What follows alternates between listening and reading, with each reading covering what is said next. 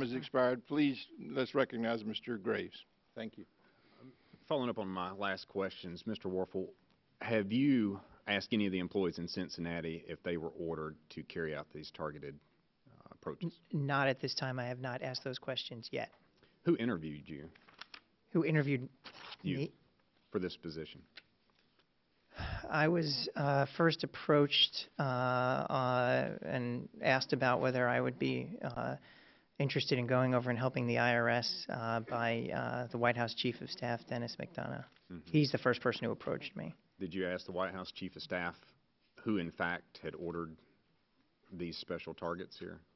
I did not. I wanted to make sure I understood what the mission was and what they were asking me to do. So you were willing to take the post without knowing where it may go, what it involved, who was responsible for the scandal, and then you have yet to even go to Cincinnati and ask those employees who ordered it. Well, by way of background, I've been a civil servant in government for 16 years. I have deep respect for the civil servants across the federal government, including those at the IRS. The IRS is an agency in need right now.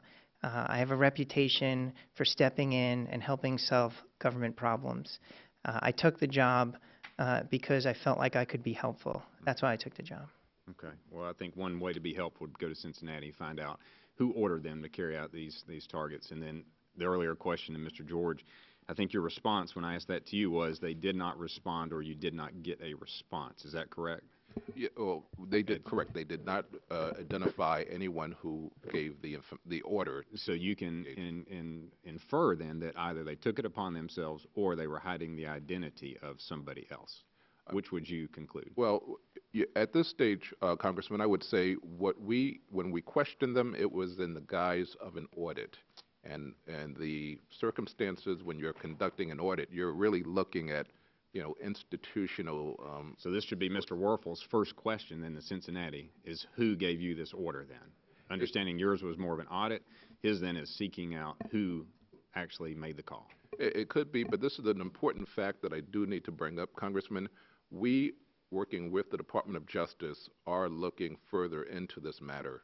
And if Mr. Werfel were to exert himself too much into the process, it might impact our ability to, and the Justice Department's ability to continue our review. So there are Mr. George, just change lines here a second. It's been reported recently that Senate Democrats at various times over the last 3 years had asked the IRS to intervene or look into tax-exempt status of various groups. New York Times reported it.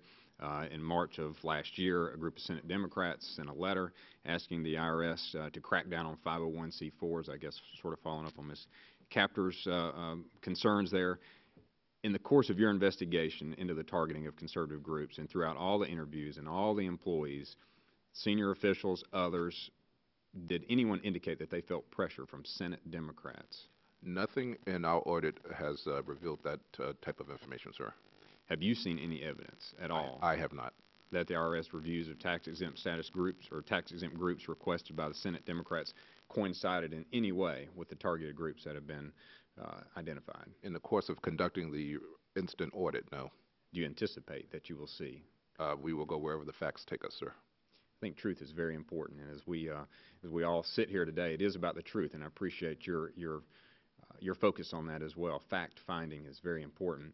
And so I'll just sort of conclude with two final questions, Mr. Werfel. Do you agree that those that have been targeted are not political allies of the president? Let me make sure I answer that question as directly as I can. I believe that certain applications were singled out based on inappropriate criteria. Based on the evidence that the audit provided, those applications were associated with conservative groups. I think one of the questions that's been raised, and I don't know the answer to right now. So a 912, a Tea Party, exactly. A conservative group, is that an ally of the president, or would you consider that a political opponent?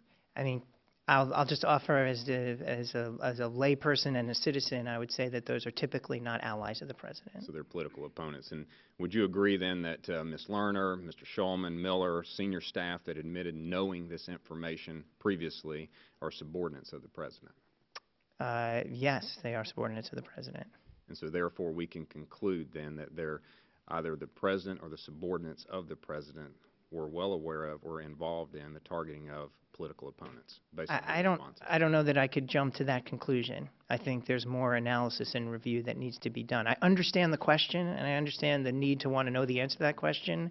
I think we're asking for indulgence to make sure that we can review the facts and get the information that you and this committee needs to help answer those questions.